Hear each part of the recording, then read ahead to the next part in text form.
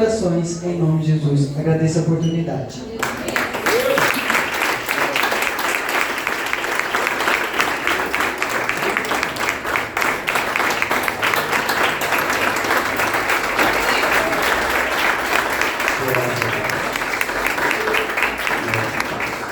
Se as palmas eram para mim, estava fraco. Se é para Jesus, estava pior ainda. Vamos começar de novo? É para ele, é para ele, é para ele. Aplauda, glorifique, exalte a ele. Ao Deus que é bom, ao Deus que é misericordioso, ao Deus que é maravilhoso. Aleluia. Eu saúdo na igreja com a paz do Senhor Jesus, amém? Amém. Amém. Vamos seu assento em nome de Jesus. Ainda bem que você veio, senão eu ia te chamar. Porque você saindo lá pro fundo, eu falei, deixa ele. Se ele arriscasse ficar lá, eu ia te chamar. Você vê só.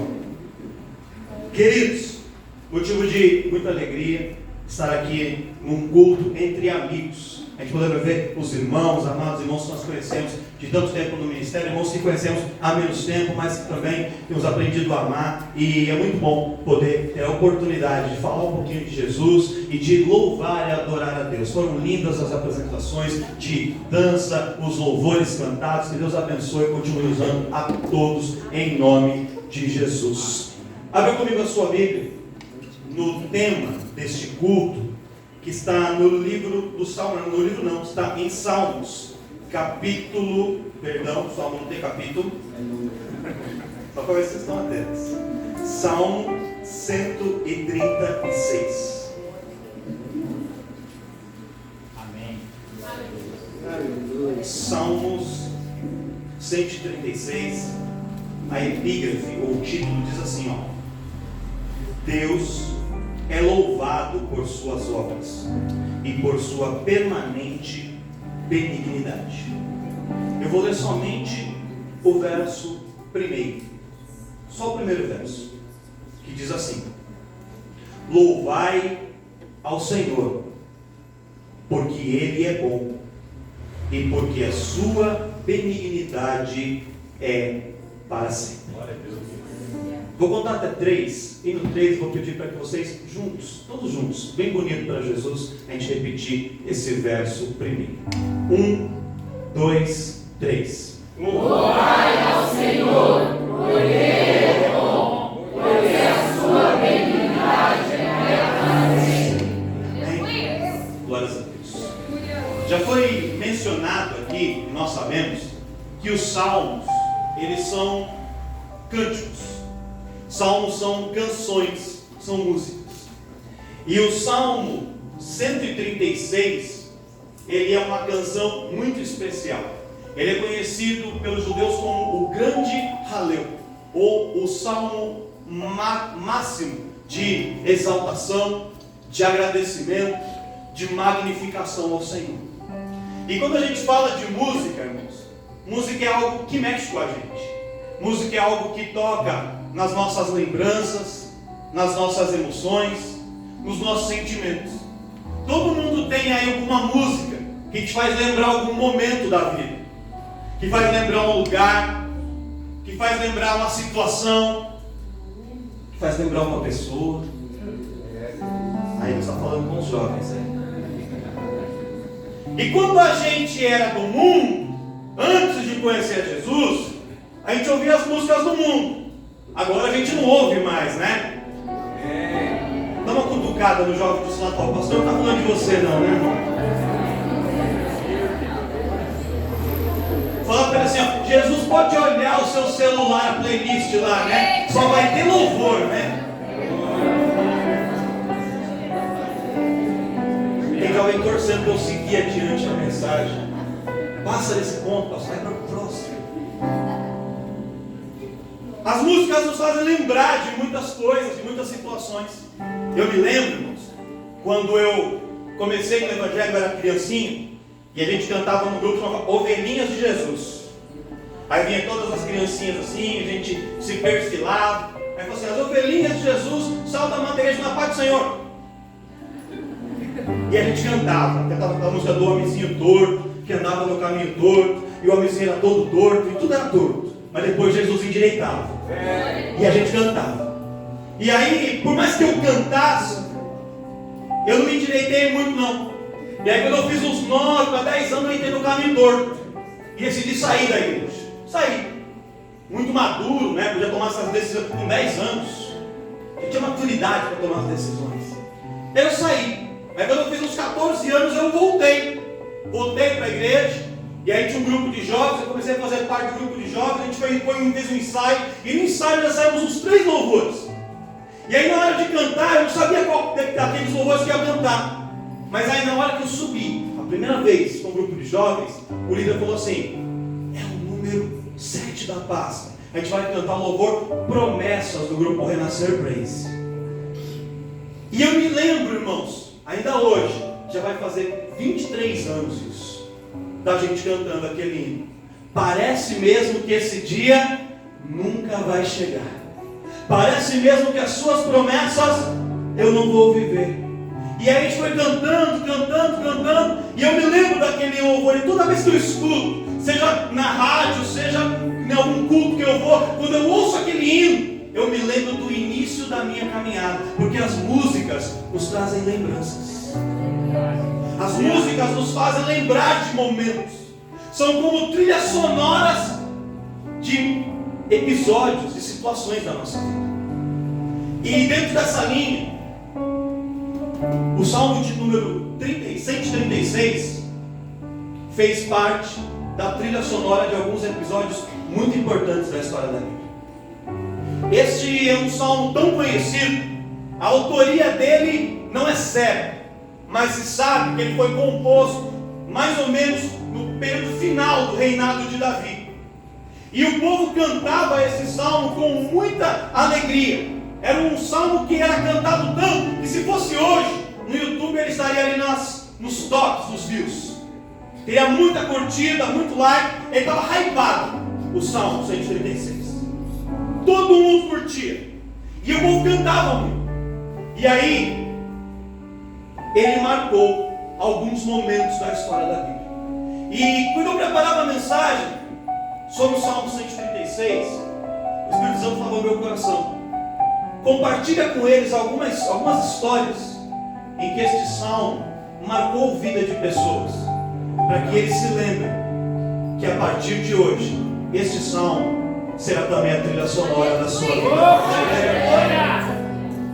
Este salmo, irmãos, que fala sobre a bondade de Deus, que fala sobre a grandeza de Deus, que fala sobre feitos maravilhosos do Senhor. Ele termina ali ele fala sobre feitos de Deus na época de Israel, com Moisés, com tantos reis. Mas você pode ter certeza, na sua versão do Salmo 136, você vai acrescentar um verso ali embaixo, e nesse verso vai estar escrito aquilo que Deus está fazendo e aquilo que Ele não vai fazer a favor da sua vida. Essa é a sua versão do Salmo 136, na trilha sonora da sua vida. Este salmo vai contar ali num verso à parte a história daquilo que Deus tem para realizar na sua vida. E você vai cantar, e você vai glorificar, e você vai entender que verdadeiramente Deus é bom e a sua misericórdia o tempo todo. O nosso adversário deve tentar falar para a gente que Deus não se importa com a gente, que Deus não nos vê, que Deus liga muito mais para o irmão Luiz Felipe, para a irmã Aniele, mas que de você ele esqueceu. Mas aí, este salmo vem nos lembrar que Deus verdadeiramente que a misericórdia dele alcança todos o tempo todo. Eu quero começar com a primeira história, porque essa mensagem, irmãos, ela vai ser breve. A gente fez esse culto com o propósito de adorar e louvar. A gente tinha pensado talvez nem colocar uma mensagem, mas não tem como fazer um culto sem ter uma mensagem. A gente vai colocar, mas eu prometo que eu vou ser breve. Vocês vão acabar o culto, vão voltar para casa alegres e felizes, mas empresta aí uns 20 minutos do seu tempo, a sua atenção, para que você ouça aquilo que Deus tem para falar no teu coração nessa noite. Glória a Deus! Tem um homem chamado Salomão. Quem já ouviu falar de Salomão? Quem já ouviu falar? Salomão, filho de Davi. Só que Salomão foi filho de Davi com Batseba. Então, quando Davi ele se apaixona por Batseba, todos conhecemos a história. Ele se apaixona por aquela mulher, tem relações com ela, e aí ele manda matar, ou ele arma uma estratégia para que o marido de Batseba morresse, Urias. E aí aquela mulher sai grávida de Davi. Só que quando aquele filho nasce, daquela relação conturbada, aquele menino morre. E todo mundo achou que Davi ia parar, que Davi ia se entregar a uma depressão e acabar a sua vida. Mas Davi se levanta, ele se arruma e fala assim: perdi uma batalha, eu sei que eu errei, eu sei que eu falhei, mas eu não vou ficar me lamentando pelo erro sempre. Eu sei que o meu Deus é um Deus bom, que Ele perdoa, que Ele dá nova oportunidade. E eu caí é do homem, mas o levantar é de Deus. Eu vou virar esta página da minha história e eu vou recomeçar. Glória a Deus. E daquela relação de Davi com Batseba, na sequência, nasce um menino chamado Salomão. Davi dá a ele o nome de Salomão, que significa paz. Entretanto, Deus manda que o profeta Natã fosse até Davi e falou assim: ó, você deu o nome para ele de paz, mas eu chamo ele de Gedidias, que significa aquele que é amado por Deus. Você consegue olhar para um irmão, um jovem do seu lado, da sua direita, esquerda, e falar para ele assim: ó, você é amado por Deus. O amor de Deus está na sua vida, lá na casa sua. Eu não sei que nome te deram, eu não sei o nome que deram para você, mas Deus manda te dizer, Ele te chama de amado, de amada, de escolhido, de escolhida.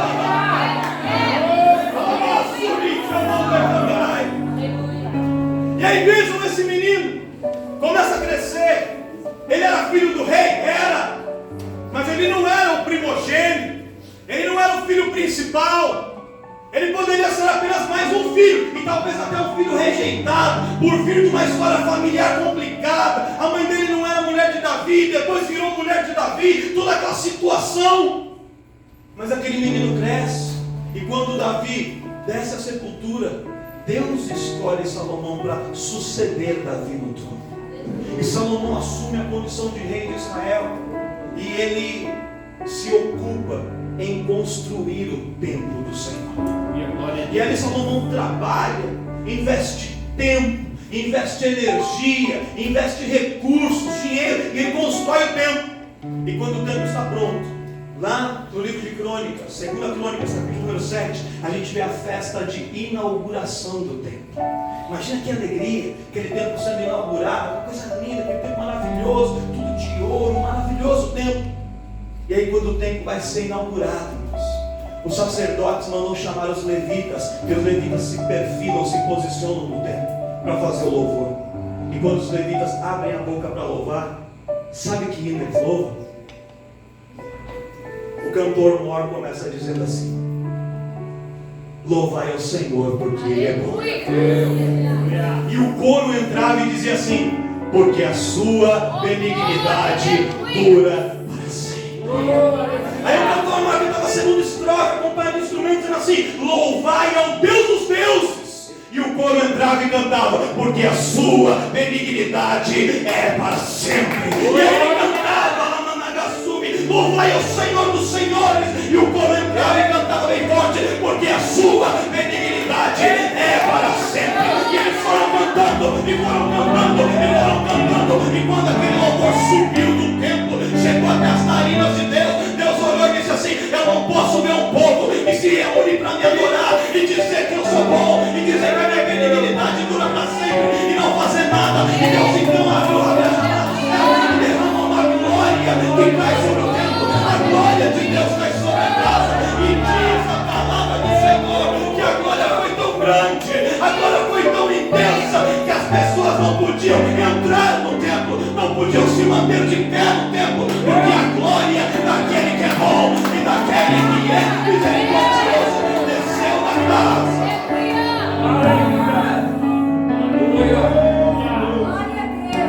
Irmão, irmã, jovem, pensa comigo, mergulha comigo aqui nessa história.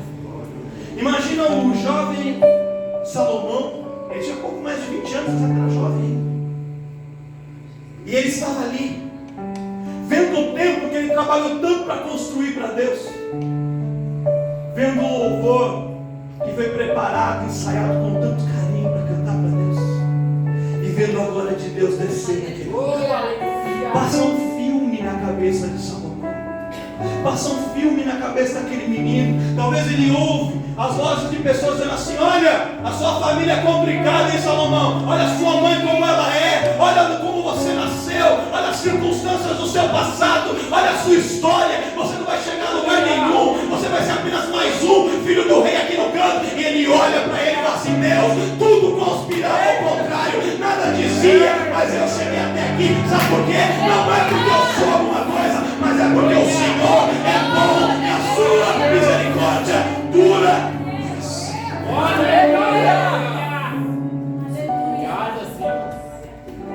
Não é sobre nós, não é sobre Salomão, é sobre aquele que é bom e cuja misericórdia dura para sempre. Glória a Deus, aleluia.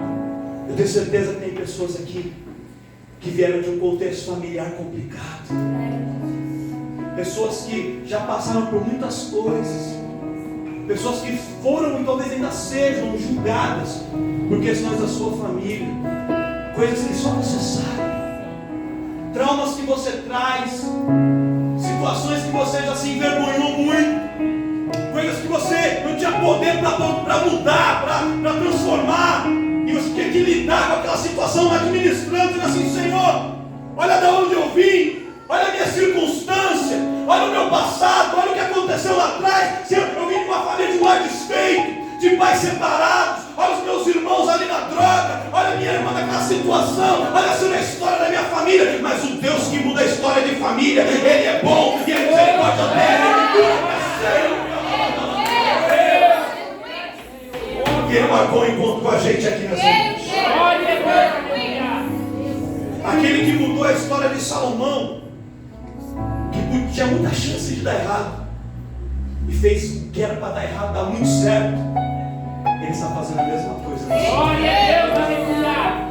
A trilha sonora da vida de Salomão não foi uma música de fracasso, não foi uma música de derrota, não foi um sertanejo falando sobre bebida, traição, adultério e alguém caído na calçada. Não foi isso. A história de vida de Salomão, a trilha sonora da vida de Salomão foi o Salmo 136, que diz que Deus é bom e a misericórdia dele dura para sempre. E a mesma música, a mesma canção, o mesmo cântico, eu declaro sobre a sua vida. Você vai cantar, você vai mudar o ciclo, você vai mudar a história, e a partir de você, Deus vai começar a escrever um novo roteiro, uma nova trilha sonora.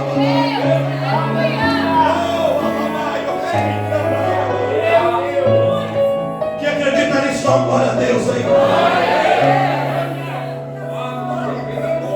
Deus vai mudar a história de alguns Salomões aqui neste lugar. Não importa como foi o seu passado, o seu futuro vai estar projetado por Deus, será coisa boa. Tantos milhares de anos depois, a gente está falando de Salomão aqui. Ele escreveu o seu nome na história, e a mesma coisa eu profetizo sobre a sua vida. Glória a Deus, aleluia. Mas não foi só com Salomão que esse salmo teve algum impacto? Não, tem uma outra história. E o pouco tempo que eu tenho me permite contá-la para vocês. Vocês aguentam mais uns minutinhos? Vou contar a história de outro rei. Aqui eu estou falando só com gente da nobreza aqui. Eu não vou usar exemplo de qualquer um, eu vou usar exemplo de rei. Dá uma olhada para esse príncipe, essa princesa do seu lado aí. Tem cara de príncipe? Não, pastor, falar a verdade, não tem muito não. Mas profetiza, irmão. Profetiza, né? E também caidinha, também devagar, mas vai mudar, Deus vai fazer algo novo. Porque Ele é bom. E o outro rei da nossa história chama-se Josafá. Josafá era filho do rei Asa. E Asa era crente, irmão. Asa era homem de Deus.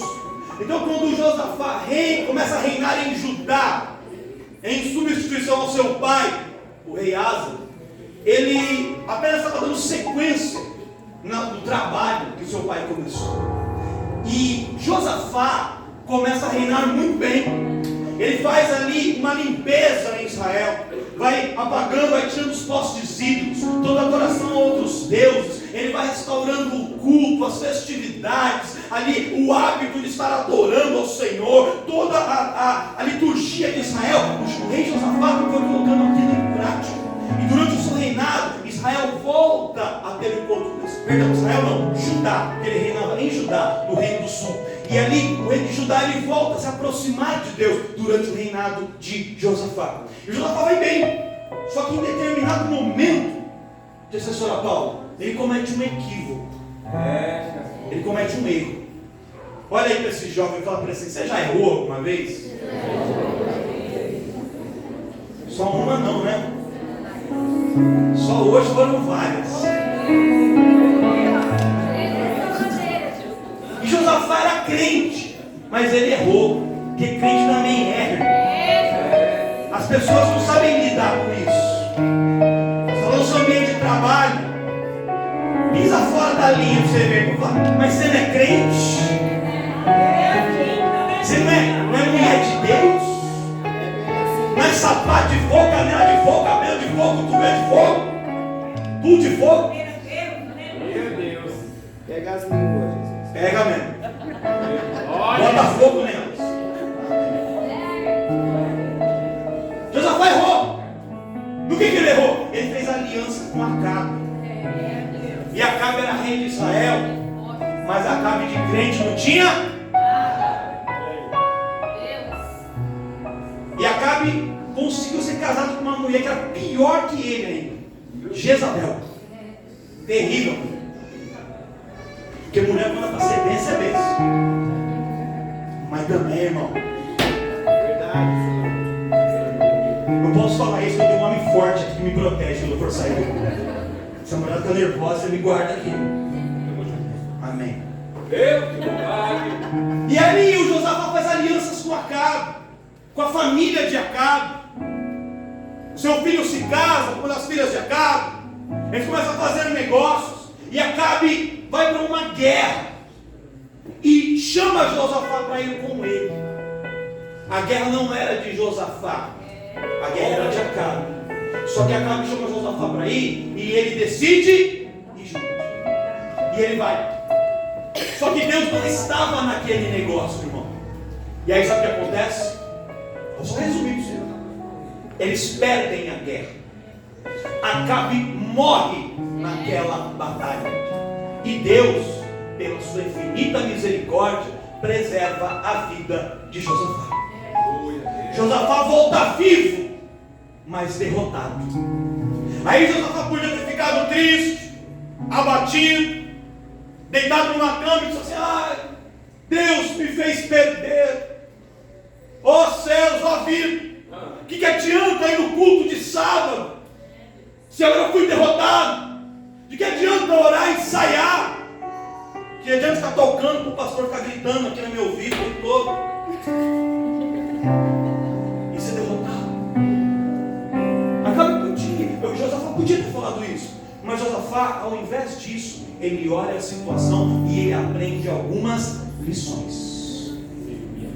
Nós temos que aprender lições, principalmente nas nossas derrotas. Quando o crente sofre uma derrota, irmãos, alguma coisa aconteceu no processo. E a gente tem que entender onde a gente errou, onde a gente caiu, para não cair de novo. E o Josafá aprende.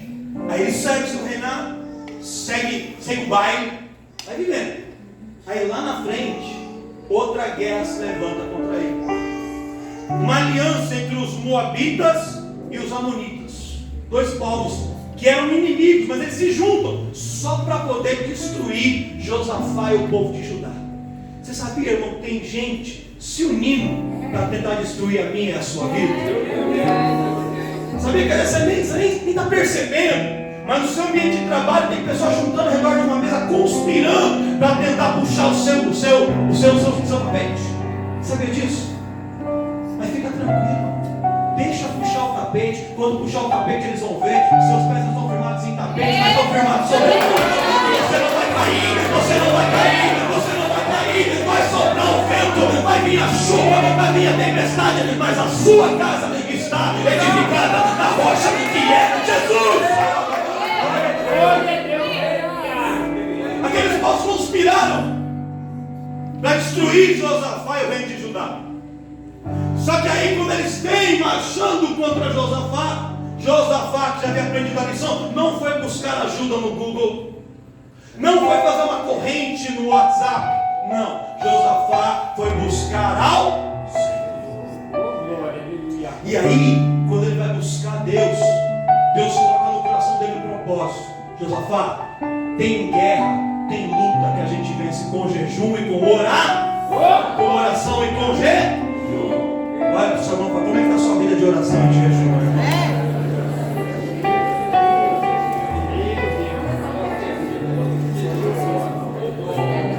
Tomar mais um gole de água para você refletir.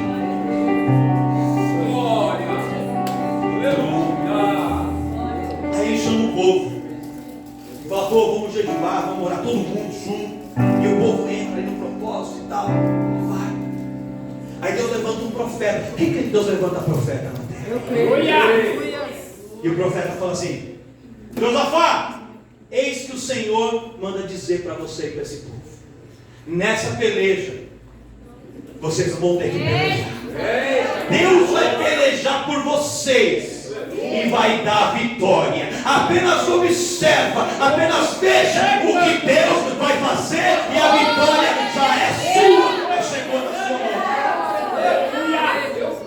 E Josafá, quando ouve essa palavra, o coração dele se enche de fé. E ele fala assim: se a vitória já é minha, eu não preciso lutar, o que eu vou fazer? Eu vou começar a louvar para agradecer. No outro dia de manhã, junta todo o povo, soldados preparam, ataviados para a guerra e vão, com armadura, com lança, com espada, tudo. Só que na frente dos soldados, e um outro grupo, sabe quem? Os levitas. Os caras da música. O Vitor. Todos posicionados. O inimigo vindo ali marchando contra eles. Ao invés de sacar a espada, de levantar o escudo e a lança, sabe o que eles começam a fazer? O cantor mor puxa e fala assim: louvai ao Senhor, porque Ele é bom. E o povo dizia: e a sua misericórdia dura para sempre. Louvai ao Deus dos deuses, ao Senhor dos senhores, porque a sua misericórdia dura para sempre. E aquele povo começa a adorar, começa a louvar. E enquanto eles adoravam, enquanto eles louvavam, Jeová se levanta do trono. E aí Deus começa a trabalhar. Deus lança no meio do exército inimigo uma confusão. E um começa a olhar para o outro e ver que o outro é inimigo. Um saca a espada para o outro. Eles começam a brigar entre eles. Eles começam a guerrear entre eles. E o Amonita matando o Moabita. E o Moabita matando o Amonita. E quando termina a batalha, não tinha ninguém vivo. E o povo de Israel continuava adorando, louvando e dizendo que Deus é bom e a sua misericórdia dura para sempre. Obrigado, Jesus. Foi certo, Deus. Presta atenção, irmãos. Eu sei que tem pessoas aqui que estão enfrentando guerras e batalhas terríveis na sua vida. E Deus me mandou aqui para te dizer que Ele já está pelejando por vocês. E que a vitória já é sua. E que a trilha sonora dessa história não é de fracasso. Não vai ser um funk da Anitta, não. Não vai ser um sertanejo qualquer um que eu não sei o nome deles. Vai ser o Salmo 136 dizendo que Deus é bom e que a misericórdia do Senhor é sobre a sua vida hoje e para todo sempre. A trilha sonora da sua vida é uma música de vitória e de gratidão. Deus te trouxe aqui para te dizer assim: não precisa murmurar, não precisa mais se entristecer, não precisa achar que você vai estar derrotado. Não, Deus é bom, a misericórdia dele dura para sempre e Ele está te contemplando, Ele está te vendo nessa batalha, Ele já está entrando e Ele tem estratégia para te dar vitória. Se coloque em pé. O grupo Hebron, vocês conseguem louvar? Toma posição em nome de Jesus. Aleluia. Estou quebrando o protocolo aí, Jorge. Me desculpe. Vou usar